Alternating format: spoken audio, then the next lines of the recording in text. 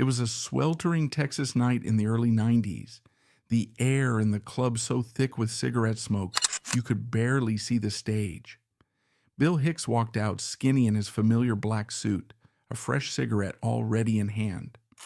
The audience, restless from the heat, was expecting easy jokes. Instead, they got hit with a cold blast of truth.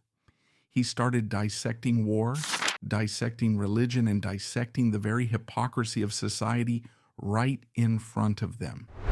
Bill Hicks wasn't there to make them laugh. He was there to grab them by the collar and scream, "Wake up!" This isn't just the story of a genius who died at 32 from pancreatic cancer. We didn't just lose a brilliant stand-up comedian. The tragedy is that a modern-day prophet who spoke terrifying truths was silenced just before the world was ready to listen. Bill Hicks was gone when his message was just starting to break through. This is the story of the brutal price paid for deciding to stop lying. To understand the fire that drove Bill Hicks, you have to understand the world that forged him. He was born in 1961 in Valdosta, Georgia, but grew up in Houston, Texas. This was not the liberal enclave of Austin. This was the absolute heart of the American Bible Belt. His parents, Jim and Mary, were hardworking, conventional, and devout Southern Baptists. Bill was raised in an environment of church, conformity, and unspoken rules. This was the late 1960s and 1970s. While the rest of the country was exploding with counterculture, civil rights, and Vietnam protests, suburban Houston was a bastion of traditional American values. It was a world of neatly trimmed lawns, unquestioning patriotism, and a deep, pervasive belief in the literal truth of the Bible. For a sensitive, fiercely intelligent, and inherently rebellious boy like Bill, it was a gilded cage. He was, by all accounts, an alien. He was the kid reading Noam Chomsky and political philosophy while everyone else was playing football. He felt a profound disconnect between what he was told was true in church and school, on the news, and what he felt was true. This disconnect wasn't just a teenage phase. It became the foundational engine of his entire life and work. He saw hypocrisy everywhere. He saw the pro-life preacher who supported the death penalty. He saw the rampant materialism in a culture that claimed to follow a carpenter from Nazareth. His comedy wasn't born from a desire to be liked. It was born from a desperate need to puncture the bubble of American denial. He also grew up during the dawn of modern stand-up. As a teenager, he wasn't just listening to records, he was studying them. He revered the intellectual absurdity of Woody Allen and the social commentary of Richard Pryor, but he also had a secret weapon, a fellow spiritual alien and childhood friend named Dwight Slade. Together, they were Bill and Dwight. They began writing material when they were just 13, devouring comedy albums and trying to figure out the mechanics of a joke. Their parents, supportive but baffled, would drive them to gigs. Bill's first ever performance was at a church camp. It's a surreal image. This budding iconoclast, the future scourge of organized religion, doing Woody Allen impressions for a room full of young Baptists. But the real starting point was the comedy workshop in Houston. In 1978, at the age of 16, Bill Hicks, still in high school, talked his way onto the stage. The workshop was a tough, boozy club, but it was his sanctuary. It was the one place where his restless mind and sharp tongue were not a liability but an asset. The other comics, many of them decades older, were astonished. This kid wasn't just telling jokes, he had a perspective. He was articulate, fearless, and already forming the worldview that would define him. His parents, meanwhile, were deeply concerned. Their brilliant son, who they hoped would become a lawyer or a doctor, was spending his nights in smoky bars, telling jokes to drunk people. They didn't understand it, and it created a rift that would take years to heal. They were terrified for his future, and perhaps on some level, terrified of the anger they saw brewing in him. They had raised him to be a good Christian, and instead they had created a heretic. This tension, the love for his family versus the rejection of their entire belief system, fueled the deep-seated rage and, paradoxically, the deep-seated compassion that defined his work. He wasn't just attacking them, he was attacking the world he came from, a world he both loved and despised. Bill's early years were a blur of ambition and frustration. After graduating high school, he briefly moved to Los Angeles, hoping to strike it big, but the 1980s LA comedy scene was a different beast. It was the era of the Brick Wall Comedy Club, dominated by performers focused on light observations, impressions, and catchphrases, all jostling for a 3-minute spot on The Tonight Show that could lead to a sitcom deal. Hicks, with his philosophical musings and simmering rage, was poison at the box office. He bombed. He couldn't get stage time. He was an intellectual in a world that wanted cartoon characters. Dejected, he returned to Houston in 1982, a move that felt like a profound failure. This period back in his hometown became his wilderness. He was trapped. He was performing, but to small, often indifferent crowds.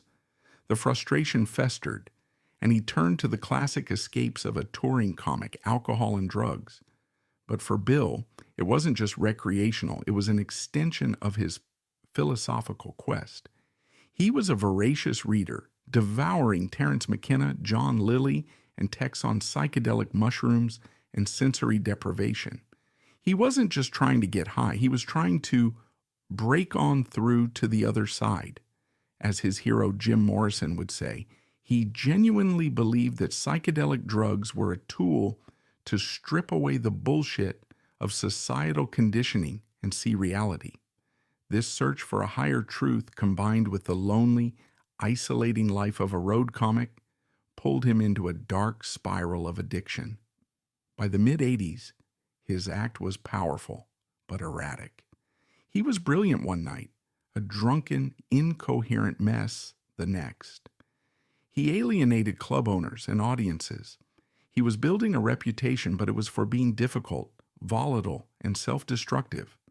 His friends, like fellow comic Kevin Booth, watched helplessly as Bill seemed determined to burn himself out. It seemed the wilderness was winning. A man burning at both ends is destined to become ash. For Bill Hicks, the path of the self-destructive, tortured artist was well worn, a cliché leading to an early, forgotten grave. He was on the verge of becoming another what if. But the same ferocious intelligence that saw the hypocrisy in the world was, for a moment, turned inward. He saw the end of the road and, in a profound life-altering act of will, refused to take the final step. He chose clarity over oblivion. This single decision would not just save his life, it would unleash his true voice, channeling all that chaotic, self-immolating energy into a focused beam that would burn its way into the consciousness of the world. Then came the turning point. It wasn't a single cinematic moment of clarity. It was a cumulative rock bottom, a slow dawning, agonizing realization that the path he was on led only to an early grave, or perhaps worse, to becoming a pathetic, forgotten what if. He was looking at the wreckage of his personal and professional life, the bridges burned, the opportunities squandered. He was tired of the hangovers, tired of the apologies, tired of being a slave to the very substances he believed were tools of liberation. He realized they had, in fact, become his jailers. On April 1st, 1988, Bill Hicks quit drinking and drugs, cold turkey. For a man of his addictive and obsessive personality, this was a Herculean act of will. But more importantly, it was a profound creative pivot. All the restless, furious intellectual energy that he had poured into self-destruction, all the boundless curiosity he had blurred and blunted with substances was now homeless. It had to go somewhere. And so it was channeled, pure and unfiltered, directly into his work. This is the moment Bill Hicks truly became Bill Hicks. The anger was still there, a roaring furnace, but it was now focused like a laser. The philosophy was no longer a drug-fueled late-night ramble. It was a scalpel-sharp thesis. The persona, the thin man in black, the chain-smoking prophet, the heretic in the pulpit, was solidified. He was no longer a kid raging against his upbringing. He was a man with a clear, unified, and terrifying message. With this newfound terrifying clarity, he left the ghosts of Houston and Los Angeles behind and moved to New York City. The comedy world he had fled in the early 80s had changed. The slick, catchphrase-driven sitcom audition era was giving way to something grittier, more authentic. And in this new landscape, Hicks was not just another comic, he was a revelation. He began performing relentlessly, honing this new, sober act in the clubs of New York. And in 1989, he recorded his first major album and special, Sane Man. It was, in many ways, the summation of his life's frustrations up to that point. It was a declaration of war against the gilded cage of his youth. The material was a systematic takedown of the pillars of American denial. He eviscerated the mindless consumerism that he saw as the country's new religion.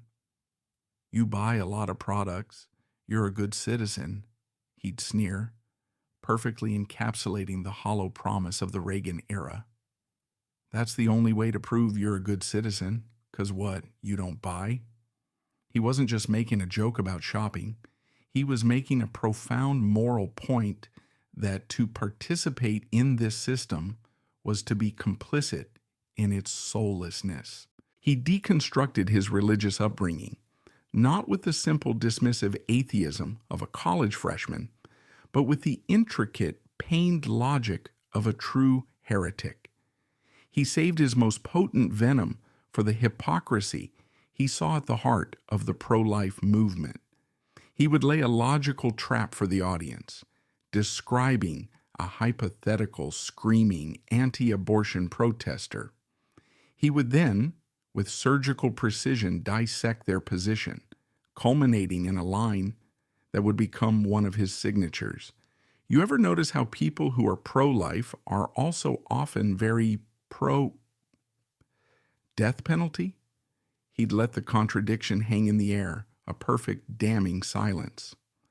Sane Man was the sound of a man who had finally found his voice. It was articulate, brilliant, and deeply, profoundly angry. It established him as a major force among his peers, but it was what happened next that elevated him from a comedian to a satirist of vital historical importance. In August 1990, Iraq invaded Kuwait. The American media, led by the new 24-hour phenomenon of CNN, exploded in a frenzy of jingoism. Yellow ribbons appeared on every car and mailbox. The narrative was simple, unambiguous. America, the shining city on a hill, was leading a coalition of good to punish the forces of pure evil.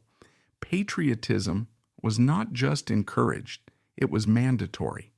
While other comedians were silent or worse, participating in the flag waving, Bill Hicks went on stage night after night and tore the war, the media coverage, and the public's mindless jingoism to absolute shreds.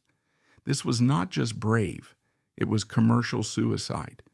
He was performing often in the American South and Midwest in front of audiences, with yellow ribbons pinned to their chests in rooms where many people had family members serving in the Gulf. And he was, with no apology, calling their patriotism a sham. He was furious. "I'm so sick of this 'we're the good guys' bullshit," he would snarl. "We're the most violent country in the world. We're the only ones who have ever used nuclear weapons, ever." He pointed out the staggering hypocrisy of the U.S. having armed and supported Saddam Hussein just years earlier. He savaged the media coverage. "Go back to bed, America," he'd scream, mocking the hollow, sanitized smart bomb footage. "Your government has figured out how to get into a war. We're not even sure where this country is, but we're going to war." He was booed relentlessly. He got death threats. Club owners, terrified of losing their liquor licenses or facing a patriotic backlash, begged him to tone it down, to just do the jokes. He refused. He doubled down. If the audience booed, he turned the fury on them, dissecting their ignorance and their manufactured consent. This was where his integrity was forged in public fire. He was not an entertainer. He was a man with a message, and he would be heard, even if it cost him his career. This furnace of the Gulf War, combined with his new, sober focus, led directly to his masterpiece, Relentless. Recorded in 1991 at the Centaur Theatre in Montreal during the Just for Laughs Festival, Relentless is the definitive, quintessential Bill Hicks. It's an act of almost unbearable intensity and brilliance. The international audience in Montreal, less susceptible to American jingoism, was the perfect sounding board. He was preaching to the curious, not just the converted, and he delivered a sermon for the ages. Relentless is where his most famous and infamous bits come from. The scathing monologue about anti-abortionists, which he had honed from his sane man days, reached its final brutal form. "If you're so pro-life, do me a favor. Don't just protest. In fact, don't even call me. Don't write. You've got a new list of things to do. If you're so pro-life, lock your doors. Here's your list of things to do." It was a shocking, logical, and morally furious piece of argumentation masquerading as a joke. He aimed his sights at the music industry, which he saw as a microcosm of all cultural decay. He attacked pop stars like Debbie Gibson, Tiffany, and New Kids on the Block, not just because he disliked their music, but because he saw them as vapid products designed to lull teenagers into a state of consumerist idiocy. His rant against musicians who sucked Satan's pecker to sell records was a primal scream against the commodification of art. And then, most famously, Relentless contains his vicious, surgical, and absolutely legendary evisceration of marketing and advertising.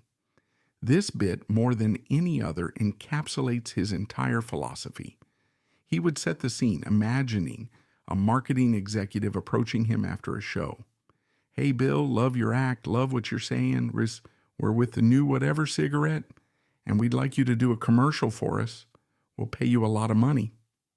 Hicks would pause, letting the tension build, his eyes scanning the crowd. And then he would unleash a response that was a gunshot to the heart of corporate America, a moment of pure, unadulterated moral rage. "You do a commercial," he'd say, his voice a low growl. "You're off the artistic roll call. Every word you say is suspect. Every word you say is now bullshit. You're a whore. You're another whore at the capitalist gangbang, and you've got your hand out for your portion, you fucking scum."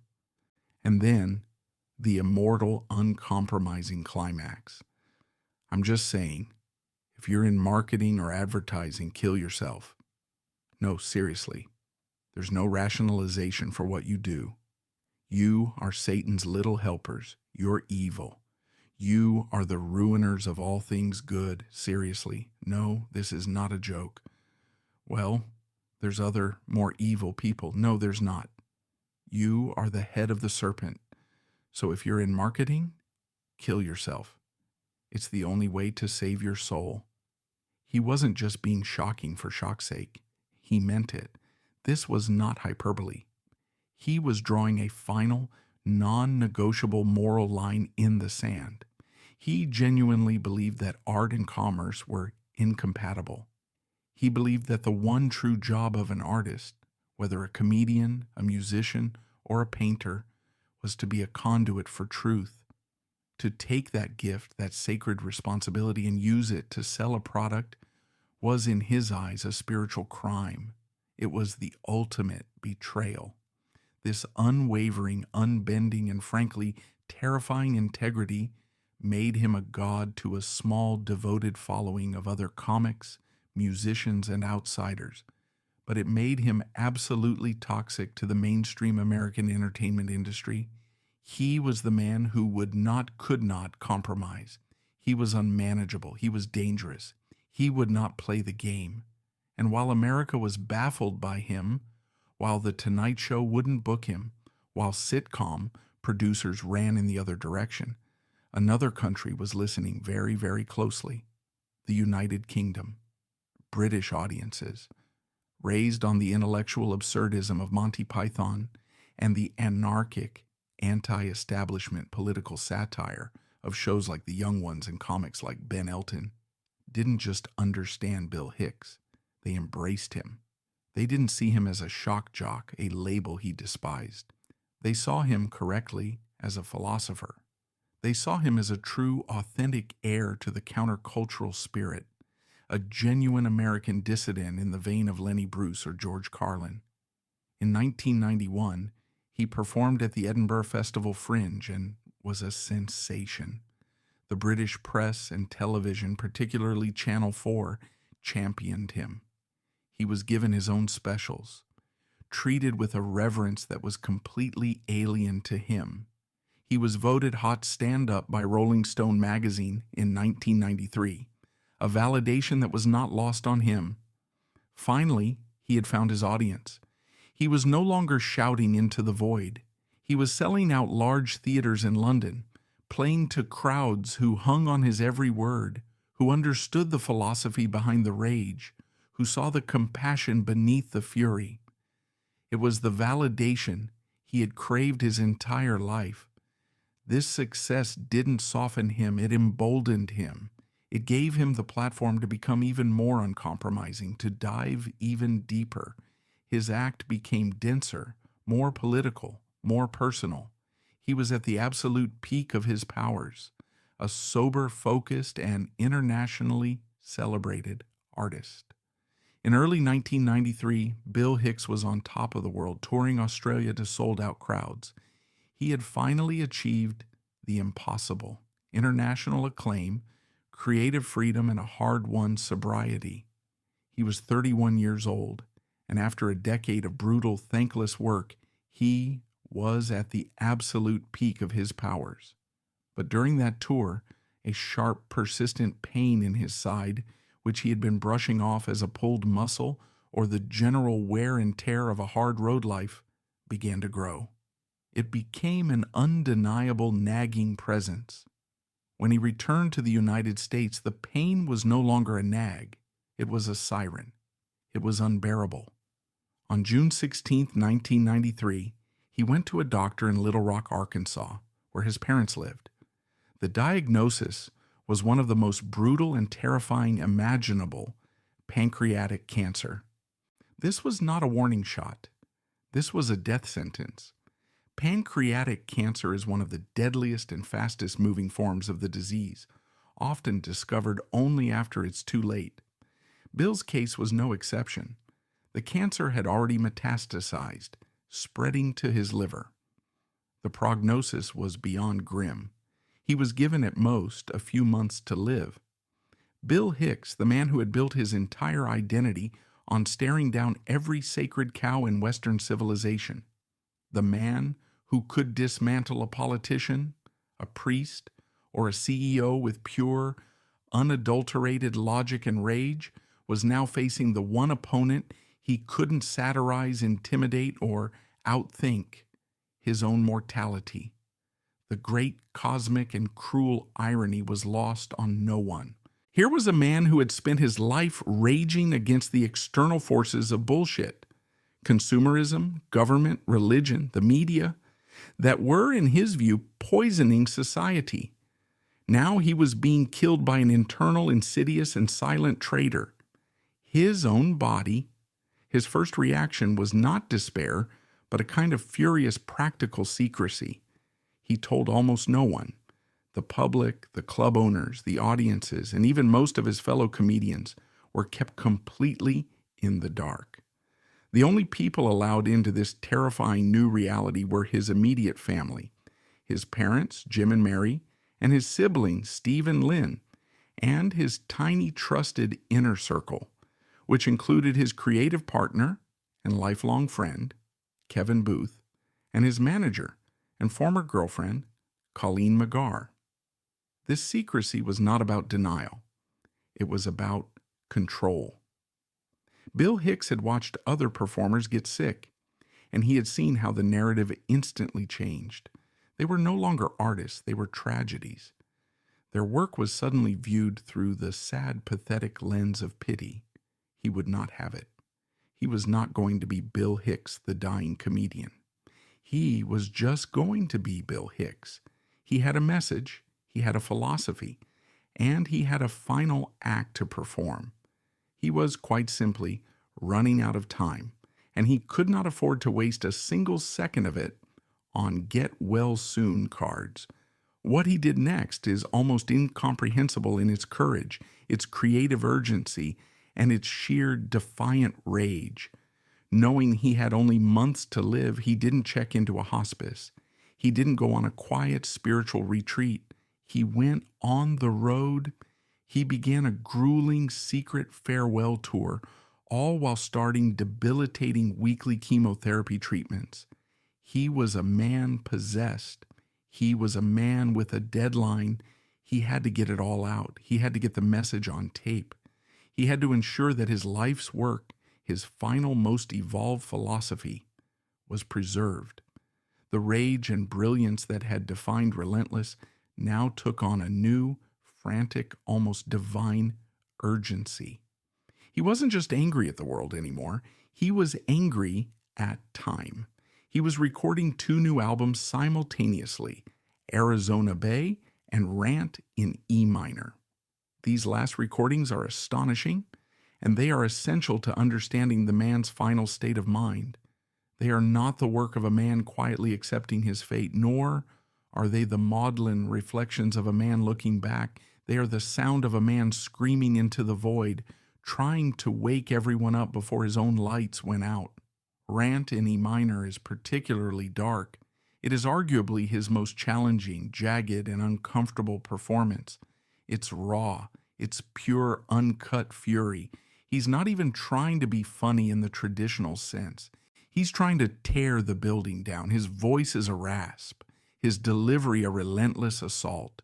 It's the sound of a man in immense pain, both physical and spiritual, lashing out at a world he sees as terminally stupid and self-destructive. It's a difficult listen, but a necessary one. It is the sound of his rage. Arizona Bay is different. It is the other side of his final coin. While still laced with his signature fury, it contains his famous rants on the LA riots and the Waco siege. It is also more philosophical, more melodic, and ultimately more hopeful. He weaves his own music throughout the album, creating a soundscape that is both jarring and beautiful. It's here that his final transcendent message begins to take shape, the idea of life as just a ride, a philosophy that would come to define his legacy. Rant was the fire. Arizona Bay was the smoke, rising and transforming into something else. His friend and producer Kevin Booth later described the recording sessions for these albums, and the story is heartbreaking. Bill would show up at the studio weak and nauseous from his chemo treatments, his body visibly wasting away under his signature black clothes. He would be pale, rail-thin, and exhausted. He would nearly collapse onto a stool. Then Booth would hit the record button. The moment the tape was rolling, an electric charge would go through him. He would stand up, grab the microphone, and for 90 minutes he would become Bill Hicks again. The old fire would blaze. He would be the prophet, strutting, snarling, transcendent, channeling the fury of the cosmos. The moment the recording stopped, the adrenaline would vanish, and he would nearly collapse, the energy gone, leaving only a sick, dying young man. He was, with no exaggeration, literally burning, what was left of his life onto magnetic tape. While he was waging this private, desperate war against his own body, the single biggest moment of his American career arrived. The one thing that had always eluded him. The one stamp of mainstream approval that he both craved and despised. On October 1st, 1993, he was booked to appear on The Late Show with David Letterman.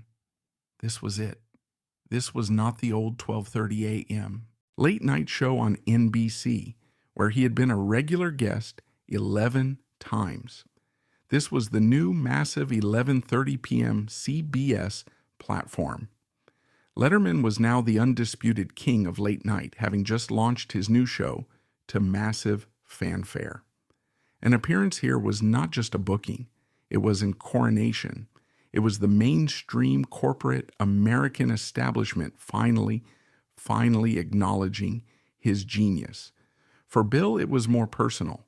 He genuinely respected Letterman. Dave was one of the only suits who had ever supported him, who got him. This 12th appearance was to be his great introduction to the America that had thus far ignored him. He was sick. He was exhausted. He was in the thick of his chemotherapy, a treatment that was ravaging his body. But he flew to New York. He put on the black suit. He knew with a certainty that no one else in that building possessed that this would be his last great appearance.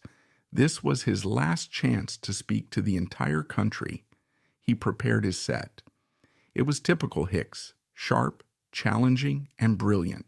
It included bits about the pro-life movement, comparing a wanted poster for a doctor to a religious trading card, his childhood religious indoctrination, his Billy Ray Collins character, and other material that poked at the very foundations of American hypocrisy.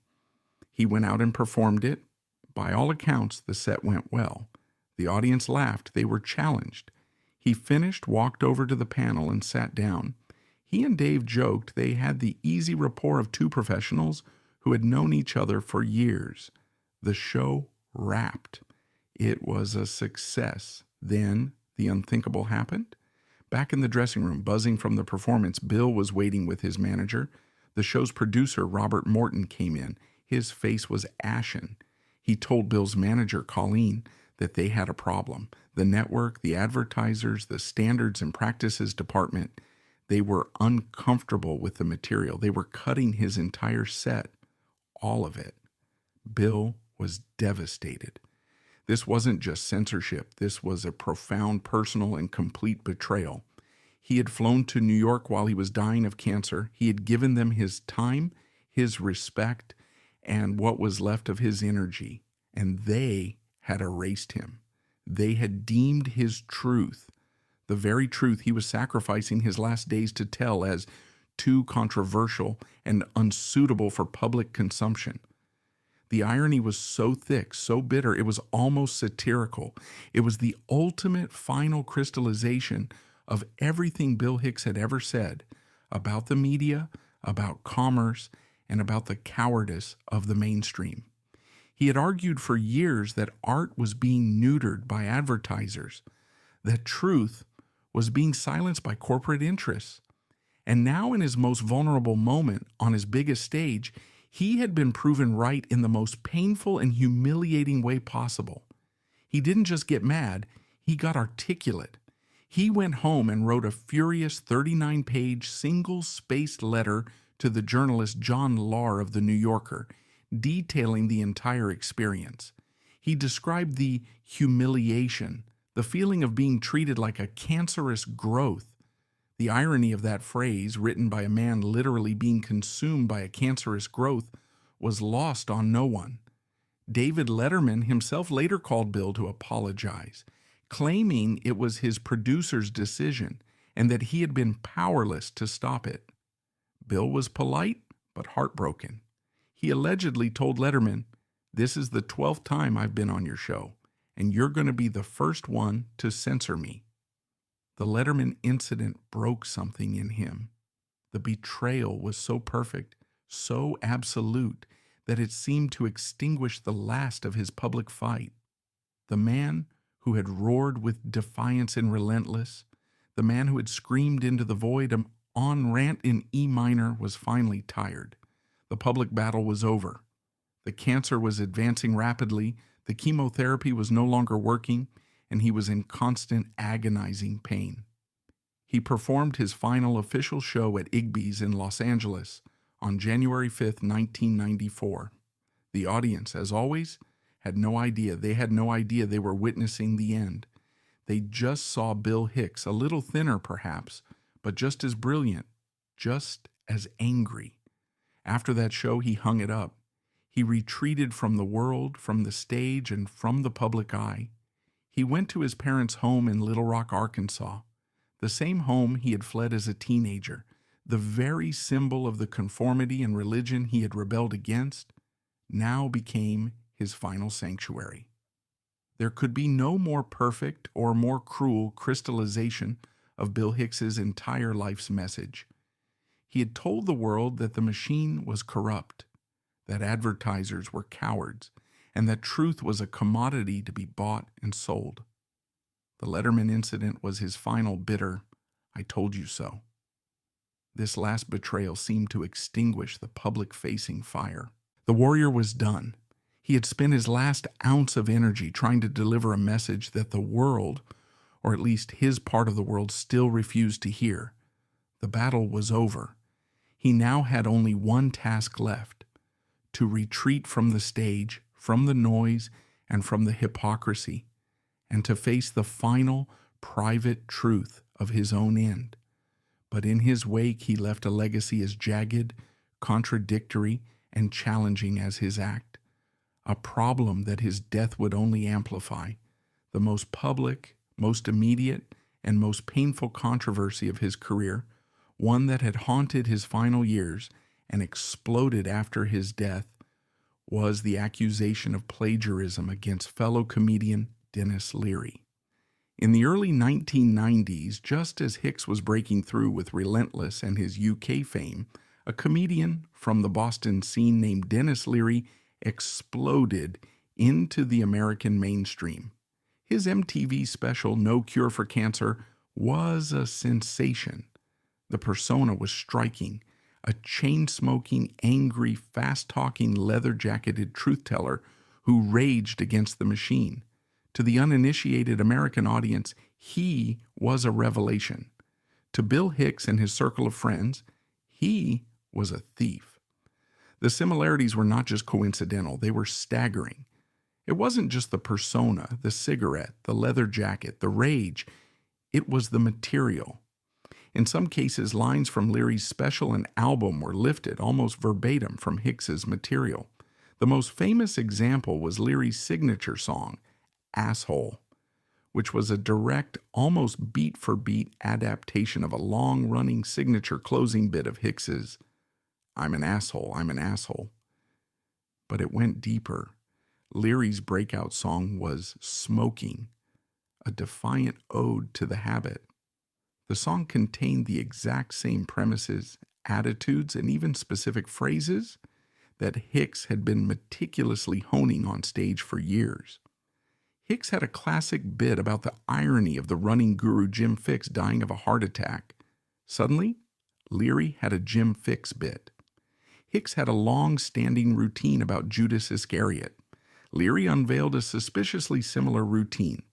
To Bill and his friends, this was a brazen, infuriating, and soul-crushing theft.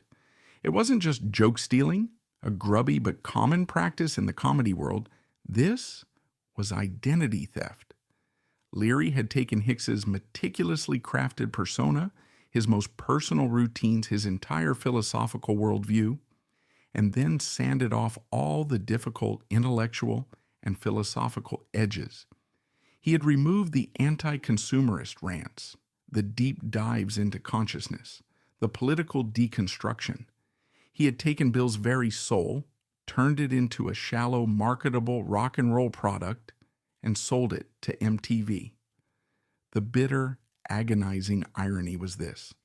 While Bill Hicks, the originator, was being censored by Letterman and struggling for recognition in his own country for being too controversial, Denis Leary, the imitator, was becoming a massive movie star, landing roles in films like The Ref and Demolition Man using a stolen, diluted, safe-for-consumption version of that very act. It was the ultimate final violation of Hicks's most sacred, non-negotiable principle, the purity of art over the corruption of commerce. His life's work had been plagiarized and sold to the very capitalist gangbang he despised. The comedian Louis C.K., who had been friends with Leary in the Boston scene, famously recounted a brutal confrontation. He and other comics cornered Leary and asked him about the stolen material. Leary's alleged response was a denial so blatant it was insulting. "Who's Bill Hicks? Is he a comic?" Hicks, for his part, was furious. He joked about it on stage, but the jokes were laced with real, justifiable venom. "I have a new trick," he'd snarl. "I'm going to Leary his act. I'm going to go out, do his entire act, and then I'm going to add a new ending. You know that asshole song? I wrote that." The debate still rages. Leary has always maintained his innocence, claiming parallel evolution and that the angry, smoking Irish comic was just a common archetype. But for those who knew Bill, for his friends, his family, and the legion of comics who had watched him build that act from scratch in small, dark clubs, it was the ultimate insult. But the controversies didn't end with what was stolen from him. To truly understand his legacy, one must also grapple with the controversies within his own work. To lionize Bill Hicks as a perfect, flawless saint is to be as dishonest as the culture he railed against. He was and remains a deeply divisive figure. His pro-drug material, for example, was and is deeply controversial. He wasn't just making jokes about getting high, he was an evangelist for psychedelic experiences. He passionately argued, based on his readings of McKenna and Lilly, that mushrooms and LSD were doors of perception.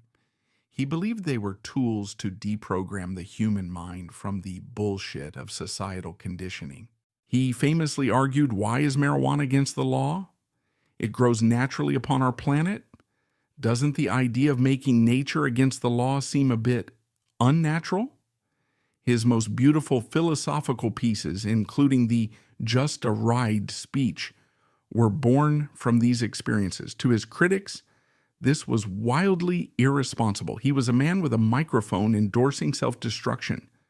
To a young, impressionable audience, given that he himself had succumbed to a dark spiral of addiction that nearly cost him his career, it seemed hypocritical at best and dangerous at worst. To his defenders, it was a brave philosophical stance on personal freedom and intellectual exploration. He made a clear distinction between good drugs, mind-expanding psychedelics, and bad drugs, mind-numbing opiates or alcohol, the latter of which he had definitively quit.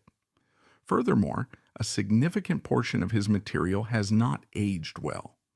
In his passionate, relentless quest to shatter every conceivable taboo, to leave no sacred cow unslaughtered, his act was often peppered with language and attitudes that are, to a modern audience, jarring, cringe-inducing, and frankly, offensive.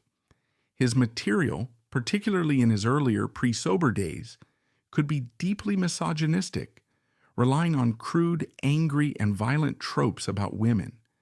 His rage, so precise when aimed at politicians or advertisers, became ugly and unfocused when aimed at ex-girlfriends or vapid pop stars. Was this a genuine, deep-seated misogyny? Or was it part of the angry young man persona, a product of the rough and tumble, often toxic comedy club environment of the 1980s? The debate complicates his sainthood. Similarly, his act was frequently littered with homophobic slurs. He would use terms like fag and faggot with a casualness that is shocking today. This, too, is a complex contradiction. In his political material, he was a fierce defender of gay rights, famously attacking the military's "don't ask, don't tell" policy as absurd. But in his social material, he used the language of the locker room, the language of the very drones he claimed to despise. Was he simply a product of his time, using the shock language of the era? Or was he a truth teller who was blind to his own prejudices? To be a prophet is not to be a saint. The story of Bill Hicks is not a clean, simple parable. It is the story of a flawed, difficult, and contradictory human being who was pathologically incapable of lying. This very complexity, the raw anger, the stubbornness, the offensive edges, the brazen plagiarism he endured, is what made him real. A polished, perfect, focus-grouped messenger would have been forgotten, just another product. But Hicks, in all his messy, honest glory, was not a product. He was a voice. And while he died a cult figure, that raw, honest voice was about to be resurrected in a way that would have been impossible in his lifetime. The world he had left behind was about to change, and in that new world, the gatekeepers who had silenced him would be rendered powerless, and the prophet would at last find his true global congregation. When Bill Hicks died in 1994, he was a cult figure. He was a hero in the UK and a footnote in America, known more for what he couldn't do, get on TV, than for what he did. In the years since, his legacy has exploded. He has become a posthumous saint, a comedian's comedian, whose name is spoken with the same reverence as Pryor, Carlin, or Bruce. His influence is immeasurable. You can draw a direct line from Bill Hicks to an entire generation of comedians who value truth over fame. Figures like Patton Oswalt, Joe Rogan, David Cross, and Doug Stanhope all cite him as a primary influence. In the UK, his impact is even more profound. Comedians like Stuart Lee and Russell Brand have built entire careers on the foundation of philosophical anti-establishment comedy that Hicks championed. But his true significance goes far beyond comedy. The world that Bill Hicks warned us about is the world we are now living in. His rants about the media's obsession with triviality over substance, here's headline news, a dog on a skateboard, seem quaint in the age of 24-hour cable news and viral TikTok videos. His fury at the capitalist gangbang and the hollow promises of advertising prefigured the anti-globalization and Occupy movements. His darkest joke, where he begs a worker at a Waffle House to shoot me, kill me, I'm a pathetic, soulless creature of routine, I'm a drone, is a haunting premonition of the modern burnout culture. And most chillingly, his critiques of American foreign policy and jingoism, which got him booed off stages during the first Gulf War, became terrifyingly relevant after September 11, 2001. His famous line, "Go back to bed, America, your government has figured out how to get into a war," became a rallying cry for a new generation of dissenters. This is why he feels less like a comedian and more like a prophet. He saw the patterns. He saw the yawning void of meaning in a culture obsessed with stuff. He saw the danger of unquestioning patriotism. He saw it all, and he screamed it from the stage, and we weren't ready to hear it. His death at 32 is a tragedy not just because a brilliant mind was extinguished, but because he was denied the chance to see his own vindication. He died at the dawn of the internet, the one tool that would have allowed him to bypass the censors at Letterman and speak directly to the world. He would have thrived in the age of podcasts and YouTube. What would Bill Hicks have said about 9/11? What would he have said about the 2008 financial crash, about Donald Trump, about social media? It is one of the great what-ifs of modern culture. He was the voice we needed for the 21st century, and he was silenced in 1994. In the end, Bill Hicks's story is one of profound, agonizing contradiction. He was a man who preached love but was defined by his rage. He was a man who desperately craved connection, but who spent his life isolating himself with his own uncompromising integrity. He was a Southern Baptist kid who became a psychedelic evangelist. He wasn't a perfect man. He was flawed, difficult, and often deeply self-destructive. But he was an honest one. In a world of marketing, spin, and carefully constructed images, Bill Hicks was raw, unfiltered, and unapologetically real. His greatest and most enduring message came near the end. It wasn't a joke. It was a piece of philosophy that he delivered with total sincerity, a final plea to a world he was about to leave. The world is like a ride in an amusement park, he'd say, his voice softening. And when you go on it, you think it's real. And some people have remembered, and they come back to us and they say, hey, don't worry, don't be afraid ever, because this is just a ride. We can change it anytime we want. It's only a choice. No effort, no work, no job, no savings of money. A choice right now between fear and love. The eyes of fear want you to put bigger locks on your doors, buy guns, close yourself off. The eyes of love instead see all of us as one. He chose love, even as he wielded anger. He paid the ultimate price for his truth, but he left the microphone on, and his voice whispering that it's all just a ride is perhaps louder and more necessary now than it ever was.